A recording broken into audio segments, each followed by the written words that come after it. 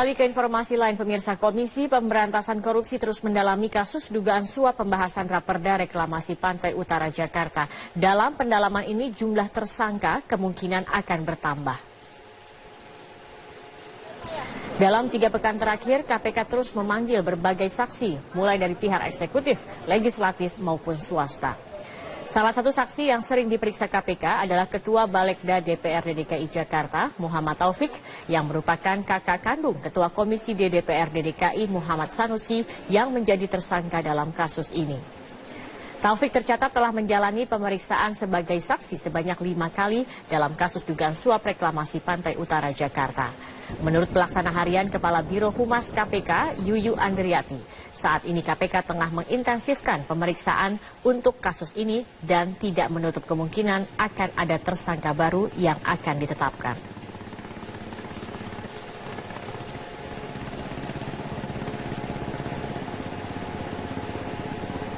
Ini kan kalau teman-teman perhatikan sekarang pemeriksaan hampir setiap hari ada untuk kasus reklamasi ini. Jadi kami sedang mengejar kecepatan untuk penyidikan kasus ini. Ditunggu saja bagaimana nanti apakah penyidik menemukan bukti-bukti yang cukup untuk meningkatkan kasus ini ada tersangka baru.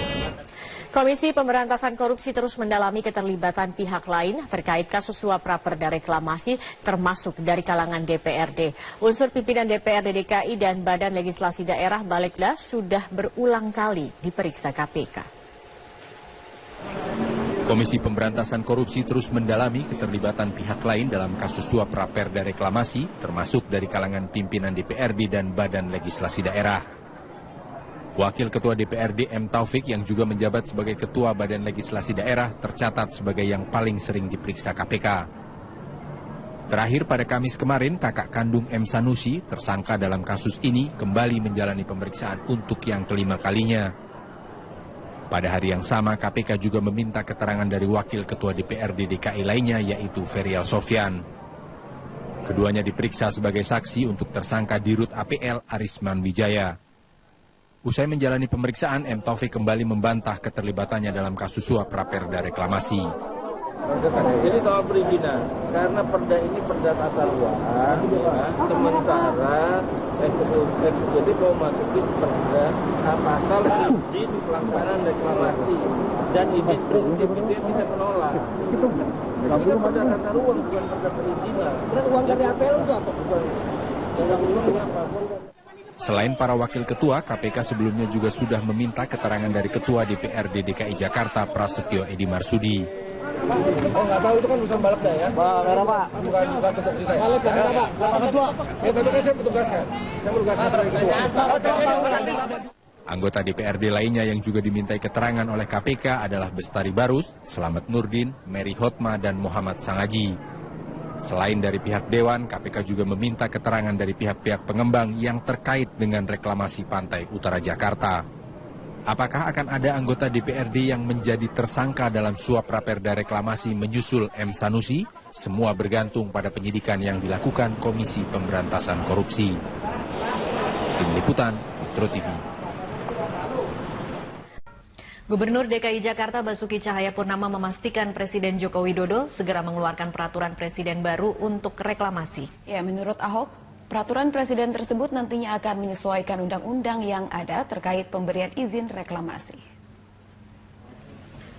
Ahok menegaskan peraturan presiden reklamasi yang segera dikeluarkan oleh Presiden Joko Widodo tersebut merupakan Perpres yang baru untuk menyempurnakan dasar hukum reklamasi Teluk Jakarta.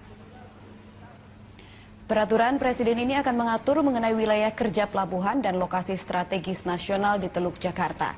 Selama ini pelaksanaan proyek reklamasi Teluk Jakarta mengacu pada Perpres yang lama, namun kemudian muncul benturan dengan ketentuan-ketentuan yang terbit setelah itu. Polemik terus berkembang hingga proyek reklamasi Teluk Jakarta dihentikan sementara. Pasti keluarkan Perpres untuk menyesuaikan undang-undang yang baru keluar. Karena kan ada kelautan, ada pesisir, macam-macam kan. Jadi beliau akan keluarkan, termasuk soal wilayah kerjanya pelabuhan. Ada wilayah kerja pelabuhan, tentu harus diatur. Nah, jadi biar dengan Perpres itulah mengatur mana yang pelabuhan, mana yang lokasi strategis nasional. Kasus suap pembahasan Raperda Teluk Jakarta terkuak, pembangunan reklamasi menjadi sebuah polemik yang terus diperdebatkan. Payung hukum reklamasi yang belum jelas hingga adanya sejumlah pelanggaran diduga terjadi. Kita akan segera bergabung bersama rekan kami Dade Salampesi yang akan mengelaborasi poin-poin tentang sikap pemerintah dalam rapat terbatas yang membahas reklamasi di Istana Negara hari ini. Dade, selain ketegasan pemerintah mengenai wewenang yang berada di pemerintah pusat, lalu apalagi yang disampaikan Presiden dalam rapat terbatas yang tadi? Dalam sambutan yang diungkapkan oleh Presiden Joko Widodo sebelum rapat terbatas terkait dengan reklamasi di Teluk DKI Jakarta ini, Presiden memang mengungkapkan atau menegaskan bahwa rapat terbatas yang dimulai pada pukul 1 siang tadi sama sekali tidak menyentuh aspek hukum. Walaupun dalam kenyataannya tadi memang perwakilan dari Komisi Pemberantasan Korupsi juga ikut serta karena mendapatkan undangan untuk mengikuti ratas dari Presiden. Dan Presiden juga mengungkapkan bahwa terkait dengan reklamasi ini memang sekarang sudah saatnya untuk berbicara lebih jauh ke depannya karena dari data yang dimiliki oleh Presiden Joko Widodo pada 2030 nanti dimungkinkan seluruh wilayah Jakarta Utara akan ada di bawah permukaan laut. Karena dari data yang ada setiap tahunnya untuk wilayah DKI Jakarta mengalami penurunan permukaan tanah antara setengah sampai 12 cm per tahun. Dan pada 2030 nanti jika ternyata fakta-fakta tersebut betul-betul terjadi, artinya 13 sungai yang mengaliri atau melewati wilayah DKI Jakarta dan sekitarnya tidak dapat mengalirkan air ke Teluk Jakarta. Dari ratas tadi setidaknya ada 3 poin utama yang ditegaskan oleh Presiden, yaitu bahwa master plan terkait dengan reklamasi haruslah gamblang, terutama terkait dengan masalah lingkungan. Dan yang kedua, tidak boleh ada pelanggaran kaidah hukum dalam proyek reklamasi ini. Dan yang ketiga, pembangunan tidak boleh mengesampingkan kehidupan nelayan yang ada di sekitarnya. Sebenarnya terkait dengan reklamasi ini tentunya memiliki banyak pro kontra dan juga untung dan rugi. Dari sisi pro pembangunan reklamasi ini, tentunya dengan pembangunan reklamasi dapat menghadang pasangnya naik air laut karena setiap tahunnya ada kecenderungan penurunan muka tanah di wilayah DKI Jakarta dan juga sekitarnya. Sementara dari aspek kontra, pembangunan reklamasi ini nyatanya ada sejumlah hukum yang dilanggar karena Pemprov DKI Jakarta bersikukuh bahwa pembangunan reklamasi di wilayah Teluk Jakarta ini merujuk pada keputusan Presiden nomor 52 tahun 1995. Sementara ada peraturan-peraturan ataupun regulasi dari sejumlah instansi lainnya yang dilanggar dari reklamasi ini. Yang artinya juga memang masih ada tumpang tindih peraturan terkait dengan reklamasi ini. Dan apa saja keuntungan dari pembangunan reklamasi ini? Di antaranya tentu saja menyediakan lahan bagi negara ataupun kota. Ini juga terkait dengan aspek pariwisata maupun khususnya wisata bahari dan juga dapat membantu penataan pantai. Di samping keuntungan dan pro kontra tadi dari reklamasi ini, ternyata juga ada beberapa aspek kerugian dari reklamasi. Di antaranya perubahan ekosistem yang mengakibatkan banjir dan juga dampak buruk pada sistem drainase dan juga kerusakan-kerusakan lingkungan yang lainnya. Dalam rapat terbatas yang digelar selama kurang lebih 1,5 jam tadi, juga hadir 3 pimpinan kepala daerah yaitu Gubernur Banten Rano Karno, Wakil Gubernur Jawa Barat Deddy Mizwar dan juga Gubernur DKI Jakarta Basuki Cahayapurnama. Walaupun Presiden Joko Widodo menegaskan dalam proyek reklamasi ke depannya tidak boleh lagi melibatkan swasta, yang artinya pemerintah baik itu pusat maupun daerah memegang kendali penuh terhadap proyek reklamasi. Namun tadi Ahok mengungkapkan Pulau O, P, dan Q yang ada di Teluk Jakarta yang belum diatur minta digabungkan dengan Pulau N. Dan Ahok juga mengungkapkan jika melihat hasil studi di Port of Rotterdam, maka seharusnya pembangunan proyek reklamasi ini 30% dikelola oleh pusat, sementara 60%-nya dikelola oleh pihak swasta. Dan dari hasil ratas tadi juga dijabarkan oleh Ahok, setidaknya ada satu fakta baru yang akan dikeluarkan oleh pemerintah, yaitu Presiden akan mengeluarkan Perpres baru yang disesuaikan dengan Perpres yang ada, seperti Perpres nomor 54 tahun 2008 dan juga Perpres nomor 122 tahun 2012. Robert. Baik, terima kasih Dade Salampesi atas informasi dan langsung dari Istana Negara. Pemirsa, DPD DKI PDI Perjuangan hari ini terakhir menerima pendaftaran bakal calon gubernur dan wakil gubernur DKI Jakarta. Sebanyak 39 orang telah mendaftar dan 31 pendaftar baru telah mengembalikan berkas. Pada pendaftaran hari terakhir ini, DPD PDI Perjuangan menerima pengembalian berkas pengusaha muda Sandiaga Uno yang mendaftar sebagai bakal calon gubernur. Sandiaga Uno termasuk satu dari 39 orang yang mendaftarkan diri ke PDI Perjuangan. PDI Perjuangan dengan perolehan kursi di DPRD DKI di atas 20% memenuhi syarat untuk mengusung sendiri calon gubernur DKI pada pilkada yang akan dilaksanakan Februari 2017 mendatang. PDI Perjuangan melalui penjaringan dan penyaringan ini dalam rangka untuk mencari sosok yang betul-betul punya kualifikasi yang jelas baik untuk memimpin Jakarta yang akan datang. Ya itulah mekanisme sedang berjalan. Jadi PDI Perjuangan belum bisa menentukan siapa yang nanti akan diusung, tetapi proses sedang berjalan. Tahapan-tahapan akan kita lalui. Tahapan pertama hari ini sudah sama-sama kita saksikan. Hari ini kita tutup, baru nanti selanjutnya kita mengejar tahapan berikutnya. Gubernur DKI Jakarta Basuki Cahayapurnama tidak mempermasalahkan usulan Komisi 2 DPR yang akan menaikkan syarat dukungan calon independen dan menurunkan syarat calon dari partai politik. Ya, Ahok optimistis masyarakat tetap akan memilih yang terbaik untuk memimpin ibu kota pada 5 tahun ke depan. Nggak masalah, kan saya sampaikan, ini Jakarta ini daerah khusus ibu kota. Tentu harusnya ini jadi etalase negara, bangsa. Yang jadi gubernur harus yang terbaik dari yang terbaik. Masing-masing warga DKI punya pikiran masing-masing. Dia mau pilih yang perempuan, dia mau pilih yang lebih rohani, dia mau pilih yang santun, dia mau pilih yang lebih pintar, itu masing-masing.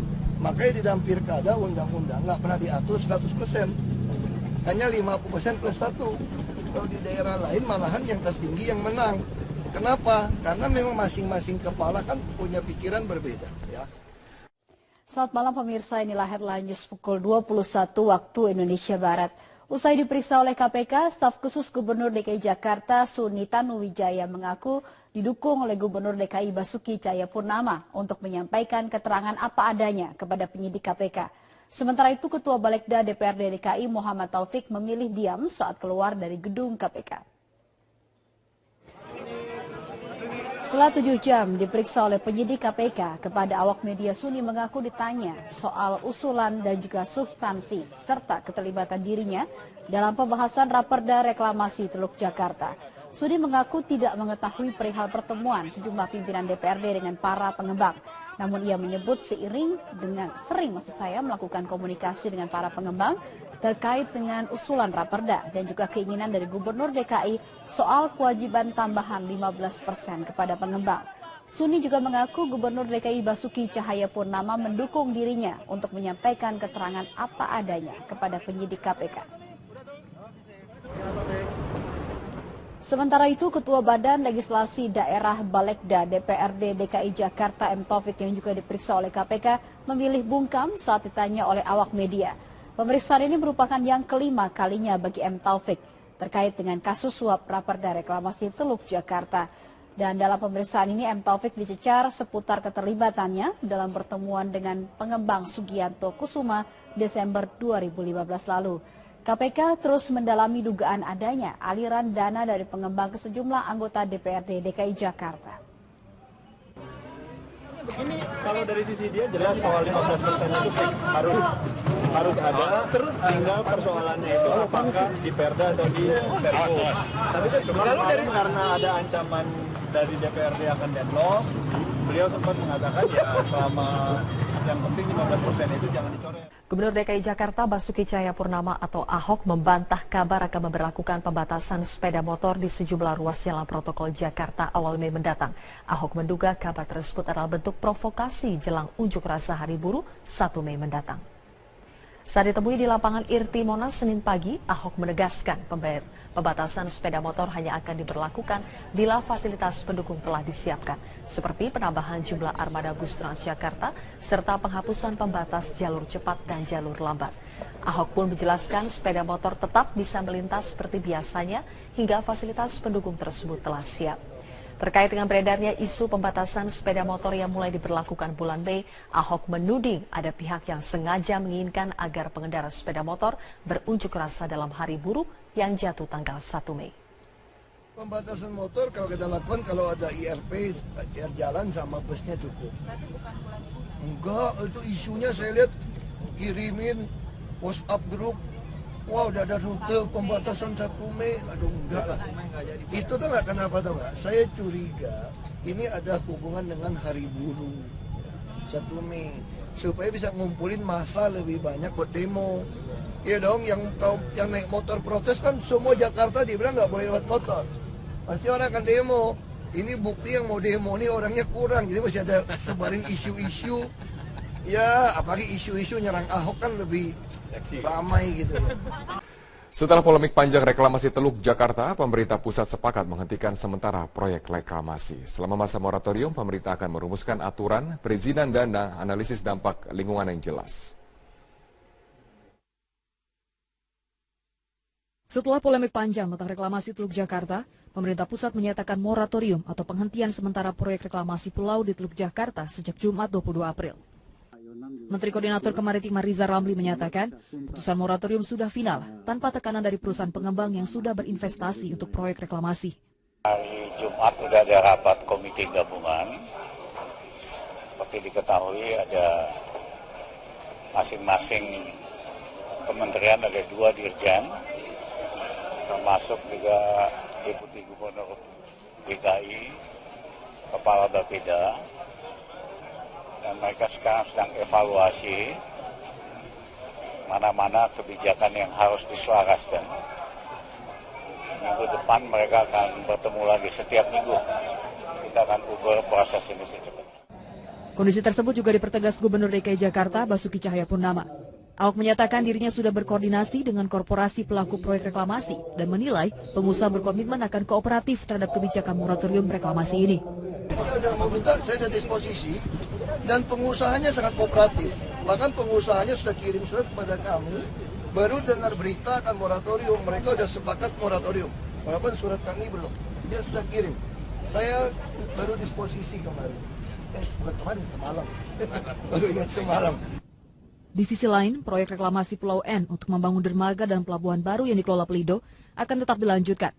Pembangunan pelabuhan baru itu tergolong kepentingan nasional dan bukan komersial, sehingga kewenangan perizinan ada di tangan Kementerian Perhubungan.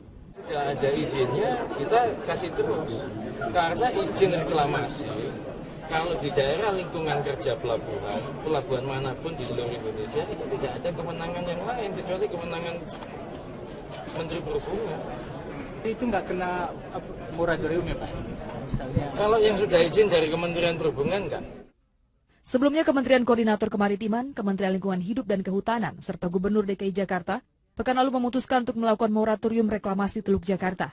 Hal ini dilakukan karena reklamasi belum mempunyai landasan hukum yang kuat, serta masih perlu dilakukan kajian analisis dampak lingkungan lebih lanjut. Tim Liputan Metro TV. Pemirsa, politikus PKS M. Idrus terus mencari dukungan dari partai lain untuk maju sebagai calon gubernur DKI Jakarta. Ya, meskipun kurang diperhitungkan PKS, M. Idrus yakin langkah politiknya akan direspon positif oleh sejumlah partai untuk berkoalisi, khususnya dengan Partai Keadilan Sejahtera. Partai Keadilan Sejahtera belum memiliki calon kuat untuk diusung sebagai calon gubernur DKI Jakarta pada Pilkada 2017 mendatang. Hingga kini PKS masih melakukan penjaringan terhadap sejumlah kandidat baik internal maupun eksternal partai. Padahal saat ini salah satu kader PKS Muhammad Idrus telah mendeklarasikan diri sebagai bakal calon gubernur DKI Jakarta. Presiden PKS Sohibul Iman tidak mempermasalahkan langkah Muhammad Idrus yang mencalonkan diri melalui partai lain. Oh, Pak Idrus termasuk, kan gini, ada calon-calon yang muncul dari aspirasi kader. Ya, dan mereka ada yang kader, ada yang non kader. Semua itu sudah kita brief. Silakan memasarkan diri masing-masing, ya, untuk bisa menarik masyarakat secara lebih banyak lagi. Sementara Muhammad Idrus sendiri mengaku sengaja mencalonkan diri melalui Partai Demokrat dan PDI Perjuangan karena mekanisme internal partai yang belum jelas. Terlebih kursi PKS di DPRD DKI tidak mencukupi untuk mengusung calon sendiri dan harus melalui koalisi dengan partai lain. Meski demikian, Idrus menunggu proses penjaringan dari internal partai PKS. Saya sadar sebagai kader Partai Keadilan Sejahtera, juga ini kan juga proses di internal partai. Nah, PKS sendiri hanya 11 kursi, Demokrat 10 kursi. Kalau Demokrat sama PKS aja baru 21 kan. Ini proses, yang jelas proses, dan juga bukan secara pribadi saja.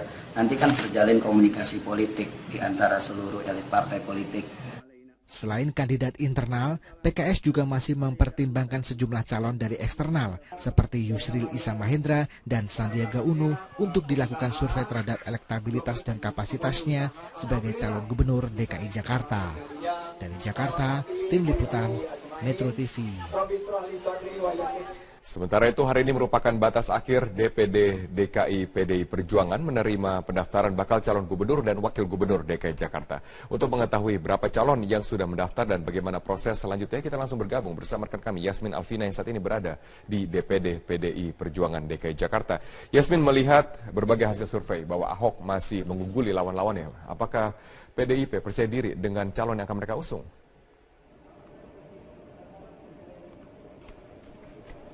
Ya Robert, nanti pertanyaan Anda akan kami jawab dengan narasumber yang sudah berada di sini, yaitu Wakil Pemenangan Badan Pemenangan Pemilu dari DPD DKI Jakarta. Namun sebelumnya saya akan menjelaskan dulu bahwa sudah ada 40 nama yang mendaftar sebagai calon gubernur DKI Jakarta melalui Partai PDI Perjuangan, dan hingga sore tadi sudah ditutup pukul 16 waktu Indonesia Barat, sudah ada 32 nama yang mengembalikan berkas, dan di antara 32 nama tersebut sudah ada nama-nama yang cukup populer untuk dibicarakan sebagai calon gubernur DKI Jakarta, yaitu adalah Yusril Iza Mahendra dan juga Hasnaini Muin yang dapat dikatakan juga sebagai wanita emas. Dan tadi pada pukul 15 waktu Indonesia Barat, Sandiaga Uno juga sudah mengembalikan berkas untuk pencalonannya melalui Partai PDI Perjuangan ini. Dan untuk mengetahui bagaimana strategi PDI Perjuangan untuk bertarung ataupun bersaing dengan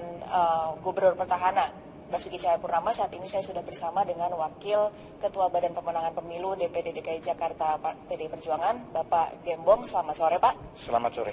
Bapak, seperti kita sudah ketahui bahwa menurut hasil survei, elektabilitas dari Gubernur DKI Jakarta, calon petahana ini masih sangat tinggi dan sulit untuk dikalahkan. Bagaimana strategi dari PDIP sendiri untuk nantinya bersaing dengan Gubernur petahana? Terima kasih. Bagi PDI Perjuangan, kalau hari-hari ini masyarakat disajikan dengan elektabilitas calon gubernur DKI Jakarta yang akan bertarung di tahun 2017 yang akan datang, yaitu incumbent cukup tinggi, bagi PDI Perjuangan bukan hal yang luar biasa. Karena tentunya sebagai incumbent memiliki elektabilitas seperti hal yang wajar. Justru kalau sebaliknya bagi saya yang luar biasa. Jadi bagaimana untuk PDI Perjuangan menyiapkan strategi untuk bisa menghadapi siapa yang nanti akan bertarung bersama dalam pemilu kada 2017 yang akan datang. PDI Perjuangan melalui penjaringan dan penyaringan ini dalam rangka untuk mencari sosok yang betul-betul punya kualifikasi yang jelas baik untuk memimpin Jakarta yang akan datang. Siapa sosoknya, Pak? Ya itulah mekanisme sedang berjalan. Jadi PDI Perjuangan belum bisa menentukan siapa yang nanti akan diusung, tetapi proses sedang berjalan. Tahapan-tahapan akan kita lalui. Tahapan pertama hari ini sudah sama-sama kita saksikan. Hari ini kita tutup, baru nanti selanjutnya kita mengejar tahapan berikutnya. Terima kasih Bapak atas waktunya. Dan Robert, demikian yang dapat kami laporkan, kembali ke Anda di studio. Baik, terima kasih Yasmin Alvina atas informasi Anda. Sejumlah anggota DPRD DKI Jakarta memenuhi panggilan KPK untuk memberikan kesaksian. Mereka diperiksa sebagai saksi untuk Ketua Komisi D yang sudah dijadikan tersangka. Pemirsa, Ferry Priardi akan menyampaikan laporan selengkapnya dari gedung KPK Jakarta. Ferry, hingga siang ini siapa saja anggota DPRD yang sudah datang? Adakah pernyataan yang mereka sampaikan sebelum menjalani pemeriksaan? Zilvia, sudah ada 5 anggota DPRD yang sudah datang memenuhi panggilan KPK untuk diperiksa sebagai saksi untuk Muhammad Sanusi, dan kelimanya tadi datang secara periodik sejak pukul 9 dan mulai menjalani pemeriksaan pada pukul 10 pagi ini. Dengan komposisi 1 wakil ketua DPRD dan juga 4 anggota, tadi yang datang memenuhi pemeriksaan kali ini adalah M. Taufik yang juga merupakan Ketua Badan Legislasi DPRD DKI Jakarta, lalu sisanya ada 3 ketua fraksi, yaitu Pengaji Ketua Fraksi Hanura, lalu juga ada Selamat Nurdin, Ketua Fraksi PKS yang juga sebagai Ketua Pansus Reklamasi DPRD, Bestari Barus, dan juga ada satu anggota ataupun wakil, yaitu Mary Hort. Juga dengan Muhammad Taufik yang diperiksa sudah hampir 3 kali oleh pemeriksaan. Semuanya tidak terlalu banyak memberikan keterangan sesaat sebelum diperiksa. Sudah kirim surat kepada kami, baru dengar berita akan moratorium, mereka sudah sepakat moratorium, walaupun surat kami belum. Dia sudah kirim. Saya baru disposisi kemarin. Bukan kemarin, semalam. Baru ingat semalam.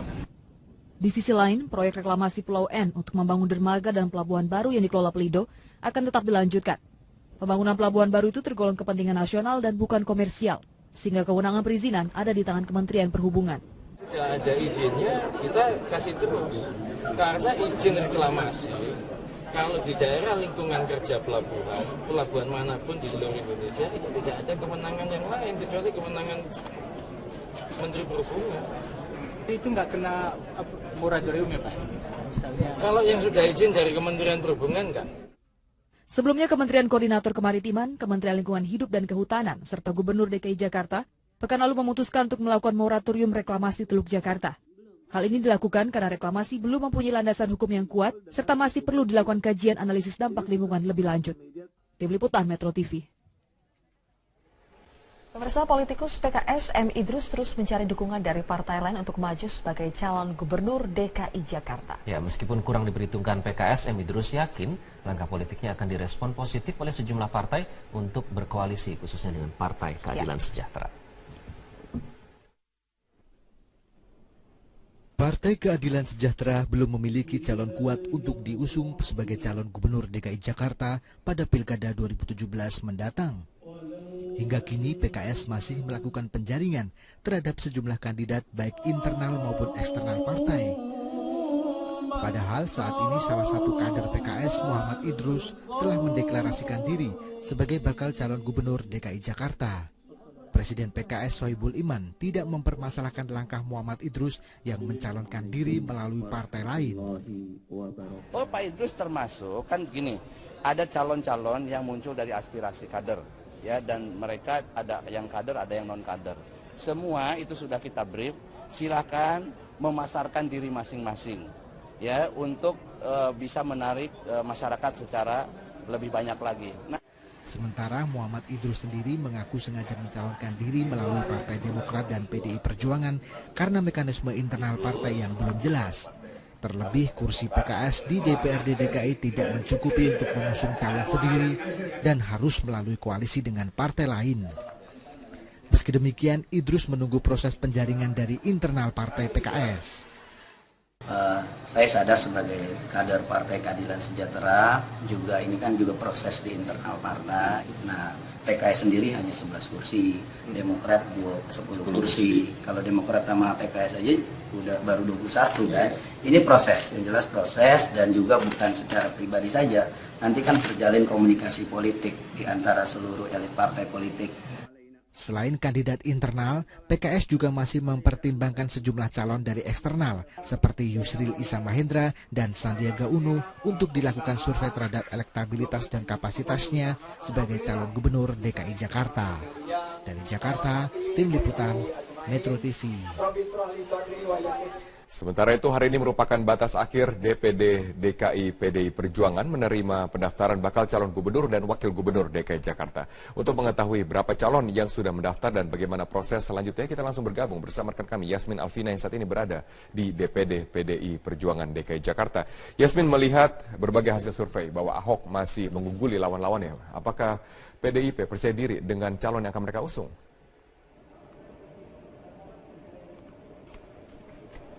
Ya Robert, nanti pertanyaan Anda akan kami jawab untuk dengan narasumber yang sudah berada di sini, yaitu Wakil Badan Pemenangan Pemilu dari DPD DKI Jakarta. Namun sebelumnya saya akan menjelaskan dulu bahwa sudah ada 40 nama yang mendaftar sebagai calon gubernur. Namun ia menyebut sering melakukan komunikasi dengan para pengembang terkait dengan usulan Raperda dan juga keinginan dari Gubernur DKI soal kewajiban tambahan 15% kepada pengembang.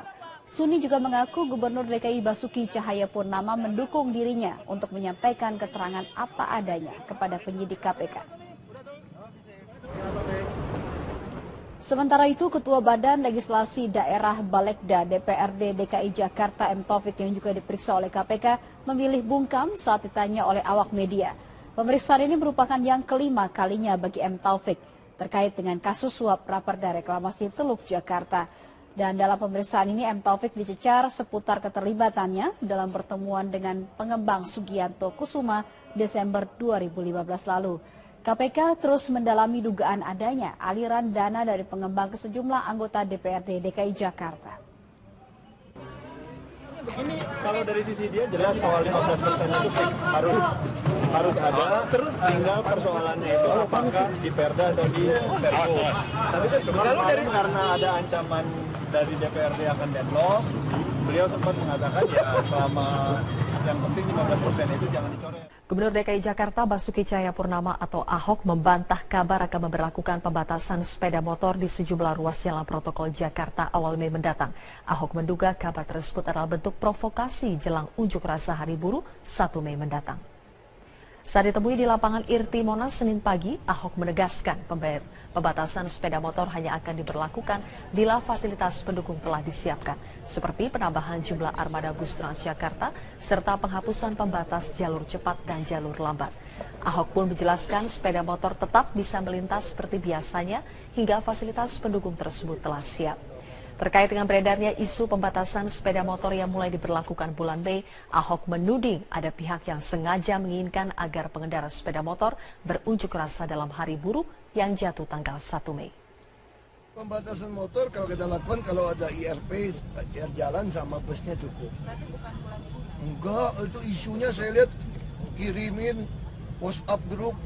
Wow, udah ada rute pembatasan 1 Mei. Aduh, enggak lah. Itu tuh enggak kenapa tuh enggak. Saya curiga ini ada hubungan dengan Hari Buruh 1 Mei.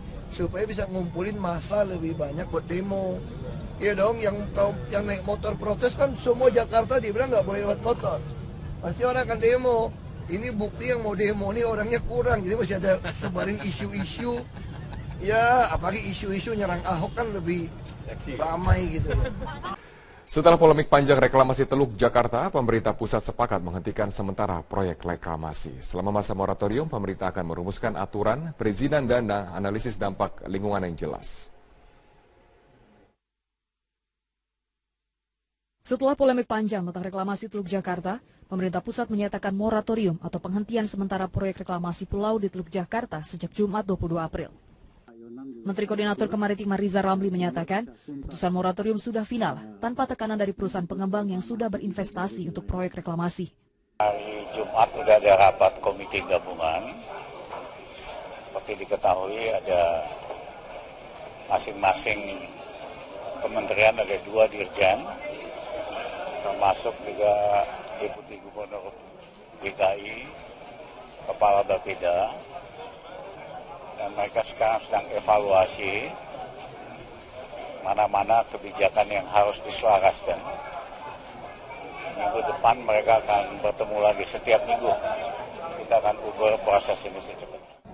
Kondisi tersebut juga dipertegas Gubernur DKI Jakarta Basuki Cahayapurnama. Ahok menyatakan dirinya sudah berkoordinasi dengan korporasi pelaku proyek reklamasi dan menilai pengusaha berkomitmen akan kooperatif terhadap kebijakan moratorium reklamasi ini. Saya ada disposisi dan pengusahanya sangat kooperatif. Bahkan pengusahanya... Selama ini pelaksanaan proyek reklamasi Teluk Jakarta mengacu pada Perpres yang lama, namun kemudian muncul benturan dengan ketentuan-ketentuan yang terbit setelah itu. Polemik terus berkembang hingga proyek reklamasi Teluk Jakarta dihentikan sementara. Pasti keluarkan Perpres untuk menyesuaikan undang-undang yang baru keluar. Karena kan ada kelautan, ada pesisir, macam-macam kan. Jadi beliau akan keluarkan, termasuk soal wilayah kerjanya pelabuhan. Ada wilayah kerja pelabuhan, tentu harus diatur. Nah, jadi biar dengan Perpres itulah mengatur mana yang pelabuhan, mana yang lokasi strategis nasional. Kasus suap pembahasan Raperda Teluk Jakarta terkuak, pembangunan reklamasi menjadi sebuah polemik yang terus diperdebatkan. Payung hukum reklamasi yang belum jelas hingga adanya sejumlah pelanggaran diduga terjadi. Kita akan segera bergabung bersama rekan kami Dade Salampesi yang akan mengelaborasi poin-poin tentang sikap pemerintah dalam rapat terbatas yang membahas reklamasi di Istana Negara hari ini. Dade, selain ketegasan pemerintah mengenai wewenang yang berada di pemerintah pusat, lalu apalagi yang disampaikan Presiden dalam rapat terbatas yang tadi? Dalam sambutan yang diungkapkan oleh Presiden Joko Widodo sebelum rapat terbatas terkait dengan reklamasi di Teluk DKI Jakarta ini, Presiden memang mengungkapkan atau menegaskan bahwa rapat terbatas yang dimulai pada pukul 1 siang tadi sama sekali tidak menyentuh aspek hukum. Walaupun dalam kenyataannya tadi memang perwakilan dari Komisi Pemberantasan Korupsi juga ikut serta karena mendapatkan undangan untuk mengikuti ratas dari Presiden. Dan Presiden juga mengungkapkan bahwa terkait dengan reklamasi ini memang sekarang sudah saatnya untuk berbicara lebih jauh ke depannya karena dari data yang dimiliki oleh Presiden Joko Widodo pada 2030 nanti dimungkinkan seluruh wilayah Jakarta Utara akan ada di bawah permukaan laut. Karena dari data yang ada setiap tahunnya untuk wilayah DKI Jakarta mengalami penurunan permukaan tanah antara setengah sampai 12 cm per tahun. Dan pada 2030 nanti jika ternyata fakta-fakta tersebut betul-betul terjadi, artinya 13 sungai yang mengaliri atau melewati wilayah DKI Jakarta dan sekitarnya tidak dapat mengalirkan air ke Teluk Jakarta. Dari ratas tadi setidaknya ada 3 poin utama yang ditegaskan oleh Presiden, yaitu bahwa master plan terkait dengan reklamasi haruslah gamblang, terutama terkait dengan masalah lingkungan. Dan yang kedua, tidak boleh ada pelanggaran kaidah hukum dalam proyek reklamasi ini. Dan yang ketiga, pembangunan tidak boleh mengesampingkan kehidupan nelayan yang ada di sekitarnya. Sebenarnya terkait dengan reklamasi ini tentunya memiliki banyak pro kontra dan juga untung dan rugi. Dari sisi pro pembangunan reklamasi ini, tentunya dengan pembangunan reklamasi dapat menghadang pasangnya naik air laut karena setiap tahunnya ada kecenderungan penurunan muka tanah di wilayah DKI Jakarta dan juga sekitarnya. Sementara dari aspek kontra, pembangunan reklamasi ini nyatanya ada sejumlah hukum yang dilanggar karena Pemprov DKI Jakarta bersikukuh bahwa pembangunan reklamasi di wilayah Teluk Jakarta ini merujuk pada keputusan Presiden nomor 52 tahun 1995. Sementara ada peraturan-peraturan ataupun regulasi dari sejumlah instansi lainnya yang dilanggar dari reklamasi ini. Yang artinya juga memang masih ada tumpang tindih peraturan terkait dengan reklamasi ini. Dan apa saja keuntungan dari pembangunan reklamasi ini? Di antaranya tentu saja menyediakan lahan bagi negara ataupun kota. Ini juga terkait dengan aspek pariwisata maupun khususnya wisata bahari dan juga dapat membantu penataan pantai. Di samping keuntungan dan pro kontra tadi dari reklamasi ini, ternyata juga ada beberapa aspek kerugian dari reklamasi. Di antaranya perubahan ekosistem yang mengakibatkan banjir dan juga dampak buruk pada sistem drainase dan juga kerusakan-kerusakan. Kali ke informasi lain, pemirsa, Komisi Pemberantasan Korupsi terus mendalami kasus dugaan suap pembahasan Raperda reklamasi Pantai Utara Jakarta. Dalam pendalaman ini jumlah tersangka kemungkinan akan bertambah. Dalam 3 pekan terakhir, KPK terus memanggil berbagai saksi, mulai dari pihak eksekutif, legislatif maupun swasta. Salah satu saksi yang sering diperiksa KPK adalah Ketua Balegda DPRD DKI Jakarta, Muhammad Taufik, yang merupakan kakak kandung Ketua Komisi DPRD DKI Muhammad Sanusi yang menjadi tersangka dalam kasus ini. Taufik tercatat telah menjalani pemeriksaan sebagai saksi sebanyak 5 kali dalam kasus dugaan suap reklamasi Pantai Utara Jakarta. Menurut pelaksana harian Kepala Biro Humas KPK, Yuyu Andriati, saat ini KPK tengah mengintensifkan pemeriksaan untuk kasus ini dan tidak menutup kemungkinan akan ada tersangka baru yang akan ditetapkan.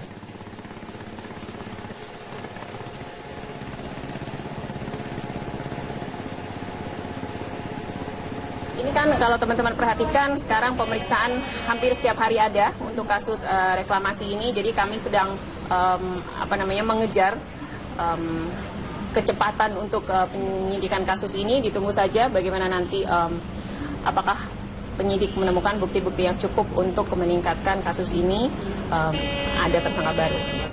Komisi Pemberantasan Korupsi terus mendalami keterlibatan pihak lain terkait kasus suap raperda reklamasi termasuk dari kalangan DPRD. Unsur pimpinan DPRD DKI dan Badan Legislasi Daerah Balegda sudah berulang kali diperiksa KPK. Komisi Pemberantasan Korupsi terus mendalami keterlibatan pihak lain dalam kasus suap raperda reklamasi termasuk dari kalangan pimpinan DPRD dan Badan Legislasi Daerah. Wakil Ketua DPRD M. Taufik yang juga menjabat sebagai Ketua Badan Legislasi Daerah tercatat sebagai yang paling sering diperiksa KPK. Terakhir pada Kamis kemarin, kakak kandung M. Sanusi, tersangka dalam kasus ini, kembali menjalani pemeriksaan untuk yang kelima kalinya. Pada hari yang sama, KPK juga meminta keterangan dari Wakil Ketua DPRD DKI lainnya, yaitu Ferial Sofyan. Keduanya diperiksa sebagai saksi untuk tersangka Dirut APL Arisman Wijaya. Usai menjalani pemeriksaan, M. Taufik kembali membantah keterlibatannya dalam kasus suap raperda reklamasi. Jadi soal perizinan, karena perda ini perda tata ruang, sementara eksekutif mau masukin perda pasal izin pelaksanaan reklamasi dan izin prinsip itu yang kita menolak. Ini kan perda tata ruang bukan perda perizinan. Uang dari APL itu apa? Uangnya apa? Selain para wakil ketua, KPK sebelumnya juga sudah meminta keterangan dari Ketua DPRD DKI Jakarta Prasetyo Edi Marsudi. Oh, nggak tahu, itu kan urusan Balegda ya? Pak. Bukan tupoksi saya. Balegda, Pak Ketua. Ya, tapi kan saya petugaskan. Saya menugaskan sebagai ketua. Anggota DPRD lainnya yang juga dimintai keterangan oleh KPK adalah Bestari Barus, Slamet Nurdin, Mary Hotma, dan Muhammad Sangaji. Selain dari pihak Dewan, KPK juga meminta keterangan dari pihak-pihak pengembang yang terkait dengan reklamasi Pantai Utara Jakarta. Apakah akan ada anggota DPRD yang menjadi tersangka dalam suap raperda reklamasi menyusul M. Sanusi? Semua bergantung pada penyidikan yang dilakukan Komisi Pemberantasan Korupsi. Tim Liputan, Metro TV.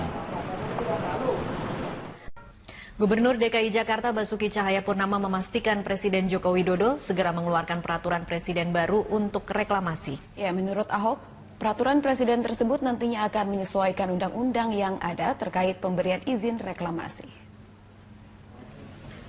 Ahok menegaskan peraturan presiden reklamasi yang segera dikeluarkan oleh Presiden Joko Widodo tersebut merupakan Perpres yang baru untuk menyempurnakan dasar hukum reklamasi Teluk Jakarta.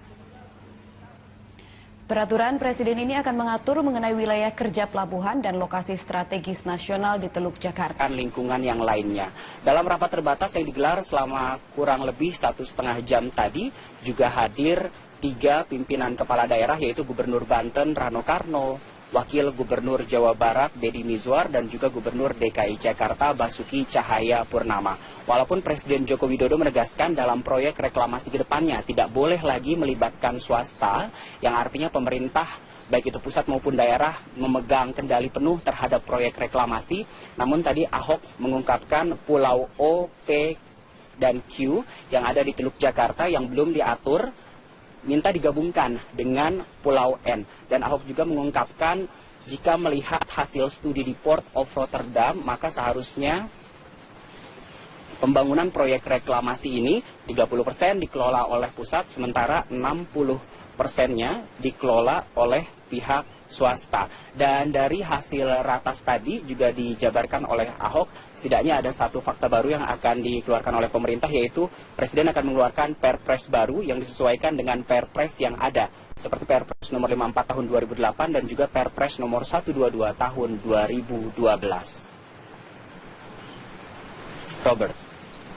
Baik, terima kasih Dade. Salam Presi atas informasi dan langsung dari Istana Negara. Pemirsa, DPD DKI PDI Perjuangan hari ini terakhir menerima pendaftaran bakal calon gubernur dan wakil gubernur DKI Jakarta. Sebanyak 39 orang telah mendaftar dan 31 pendaftar baru telah mengembalikan berkas. Pada pendaftaran hari terakhir ini, DPD PDI Perjuangan menerima pengembalian berkas pengusaha muda Sandiaga Uno yang mendaftar sebagai bakal calon gubernur. Sandiaga Uno termasuk satu dari 39 orang yang mendaftarkan diri ke PDI Perjuangan. PDI Perjuangan dengan perolehan kursi di DPRD DKI di atas 20% memenuhi syarat untuk mengusung sendiri calon gubernur DKI pada pilkada yang akan dilaksanakan Februari 2017 mendatang. PDI Perjuangan melalui penjaringan dan penyaringan ini dalam rangka untuk mencari sosok yang betul-betul punya kualifikasi yang jelas baik untuk memimpin Jakarta yang akan datang. Ya itulah mekanisme sedang berjalan. Jadi PDI Perjuangan belum bisa menentukan siapa yang nanti akan diusung, tetapi proses sedang berjalan. Tahapan-tahapan akan kita lalui. Tahapan pertama hari ini sudah sama-sama kita saksikan. Hari ini kita tutup, baru nanti selanjutnya kita mengejar tahapan berikutnya. Gubernur DKI Jakarta Basuki Cahayapurnama tidak mempermasalahkan usulan Komisi 2 DPR yang akan menaikkan syarat dukungan calon independen dan menurunkan syarat calon dari partai politik. Ya, Ahok optimistis masyarakat tetap akan memilih yang terbaik untuk memimpin ibu kota pada 5 tahun ke depan. Enggak masalah, kan saya sampaikan, ini Jakarta ini daerah khusus ibu kota. Tentu harusnya ini jadi etalase negara, bangsa. Yang jadi gubernur harus yang terbaik dari yang terbaik. Masing-masing warga DKI punya pikiran masing-masing. Dia mau pilih yang perempuan, dia mau pilih yang lebih rohani, dia mau pilih yang santun, dia mau pilih yang lebih pintar, itu masing-masing. Makanya di dalam pilkada undang-undang nggak pernah diatur 100%. Hanya 50% plus 1. Kalau di daerah lain malahan yang tertinggi yang menang. Kenapa? Karena memang masing-masing kepala kan punya pikiran berbeda. Ya. Selamat malam pemirsa, inilah headline news pukul 21 waktu Indonesia Barat. Usai diperiksa oleh KPK, staf khusus Gubernur DKI Jakarta Suni Tanuwijaya mengaku didukung oleh Gubernur DKI Basuki Cahayapurnama untuk menyampaikan keterangan apa adanya kepada penyidik KPK. Sementara itu Ketua Balegda DPRD DKI Muhammad Taufik memilih diam saat keluar dari gedung KPK. Setelah 7 jam diperiksa oleh penyidik KPK, kepada awak media Suni mengaku ditanya soal usulan dan juga substansi serta keterlibatan dirinya dalam pembahasan Raperda Reklamasi Teluk Jakarta. Suni mengaku tidak mengetahui perihal pertemuan sejumlah pimpinan DPRD dengan para pengembang.